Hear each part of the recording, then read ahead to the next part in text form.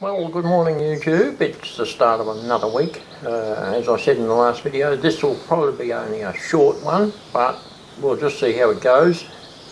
I've got a bit of today's progress and I'll get a bit done tomorrow.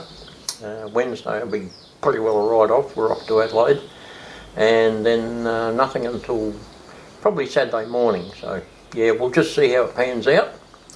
But anyway, what we're up to at the moment is this. I'll just run through what I've got up to. Bit of greenery happening up on the hill there. It's a gradual process, as we all know, bit by bit. I have greyed up a bit that tunnel portal a bit more. Still nowhere near finished yet. Likewise with this one and the top one. But I mainly wanted to get rid of that stark whiteness so that I could get a bit of an idea of how it all looks. A bit more plaster and paint on. Down here at the bottom of the waterfall, I've been trying to have a bit of an imagination thought experiment, if you like, as to where the water would flow and where the rocks would gather.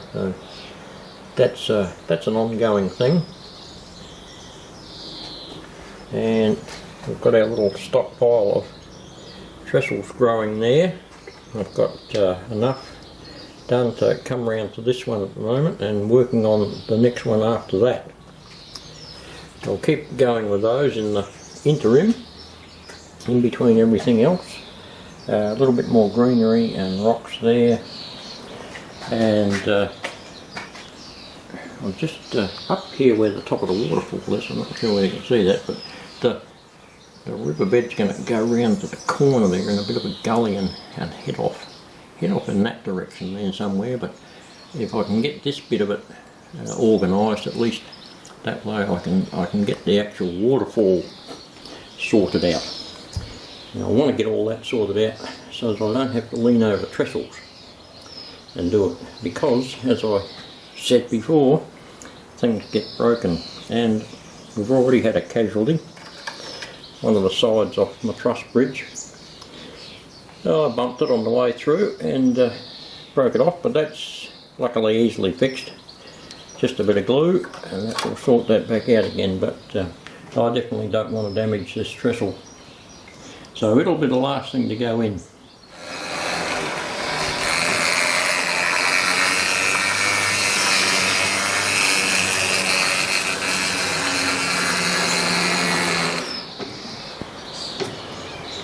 Right, well, I'm getting all the riverbed cover in before I do any trestles. Once again, I want to get everything else out of the way first before I start putting those in there. And what I've used here is the river sand that I mentioned before through the flour sieve, and the small stuff goes away in another container for ballast, and what's left over is the oversized stuff. I've sprinkled that into the riverbed down below there, and then wet it with a bit of water in the squirty bottle, and then use the watered down PVA, and that just dissipates out throughout it, and once that dries it sets. And to get some sort of water flow, I've used some black soil type fine ground cover and put some what would be, I don't know, water flows in between the piers, and also added the green to the mix to represent mouldy growth or green growth on the lichen, whatever you want, moss on the rocky parts. I've also used rocks here. They just come from the $2 shop. They're rocks for aquariums. I thought, well, I can utilise those and form them to use,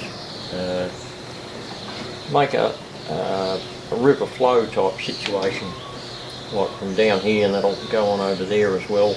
So the main flow is coming in under this entrance here from the waterfall up above. So that's what we're up to at the moment. These are those little pebbles that I use for rocks, and I'm sticking them down with full strength PVA. That should hold them in place, and once they're stuck down, dribble some watered down stuff over the top and then sprinkle some green on there to represent moss growth on the top of them from the damp. Hopefully this is going to turn out alright, otherwise it's going to be a lot of work for a big mess, but I think we're getting there, slowly but surely. Well, I've added more ground cover here, there and everywhere, and I'd like to do it in little stages and then shift all the materials out of the way so I can stand back and have a bit of a look at it and just see how it's going and let it process itself in my head, so that when I come back next time I sort of know what to go on with. It's a evolving thing, isn't it? The scenery stuff.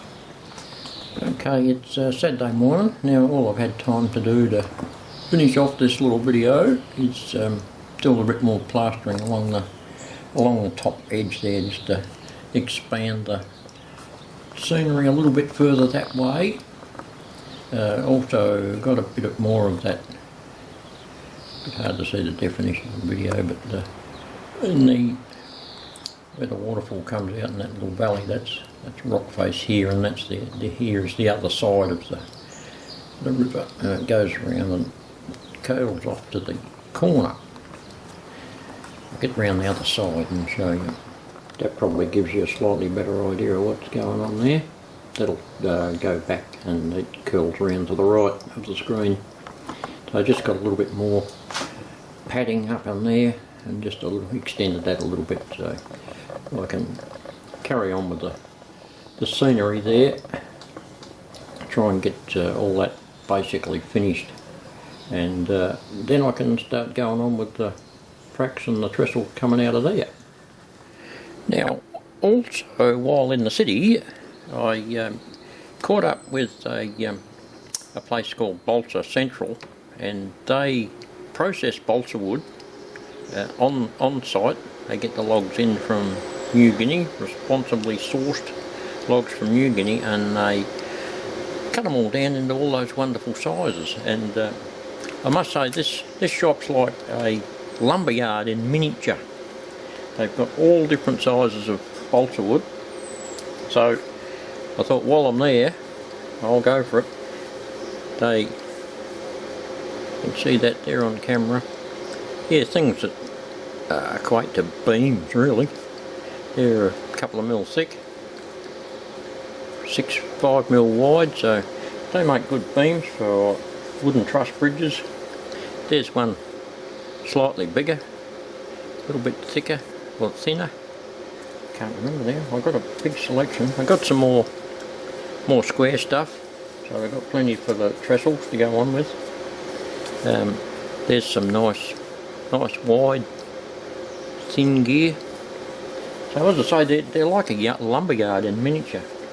Now they also keep celery top pine. Now celery top pine intrinsically comes from Tasmania, and being a pretty cold climate sort of a place down there, it's slow growing and tight grained, so very strong.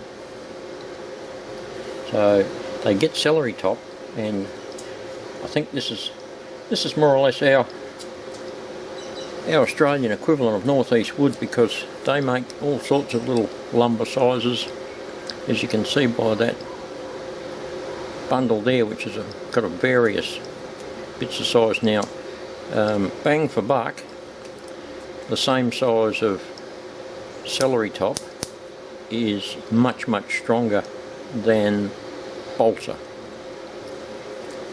It is a little bit more expensive, but it's a really nice wood, beautifully grained, and a truss bridge using those with the girders and plates. I think it would just need a bit of stain and it'd look fantastic. Apart from that, they also have these little seconds packs of the celery top, which just contain a variety of sizes and just handy for all sorts of little projects. So I got 3 of those while I was at it. So there you go. Now they will post basically anywhere. They have a website, and I'll put a link to their website in the description of the video. And that, my friends, will just about wrap it up for this week. And once again, thank you to all the new subscribers. Love your support. Couldn't be here without you, and keeping my enthusiasm at a high. So thank you very much, and we will see you next week. Bye for now.